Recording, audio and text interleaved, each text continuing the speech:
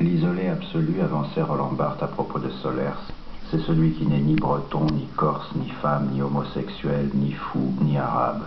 C'est celui qui n'appartient même pas à une minorité. Tiens, c'est bizarre. On pourrait dire la même chose à propos de Jean-Luc Godard.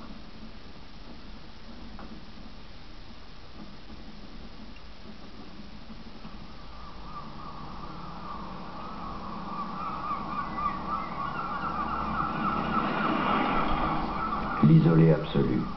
Un livre aurait dû donner l'alerte. Son premier roman, symptomatiquement intitulé Une curieuse solitude. Curieuse en effet, car en 1958, Solers a déjà été salué par Mauriac, par Aragon. Gloire précoce qui propulse un jeune homme de 22 ans au centre nerveux du Paris littéraire. Il ne le quittera plus.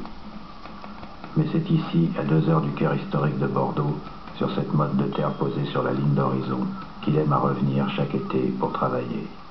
Petite maison bureau, nombril transplanté, vue imprenable sur la biographie sensuelle de la planète.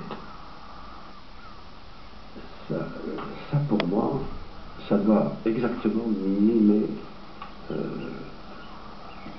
mouvement d'eau. Hein. Je suis dans un endroit où il y a à peu près le vent change à peine, il y a toujours une nappe d'eau qui est en train de couler dans le même sens. Toute une journée, je peux rester des heures à regarder ça. Voilà.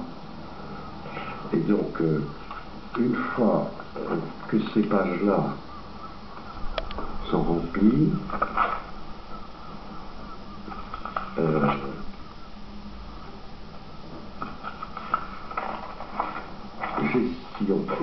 j'ai mon eau.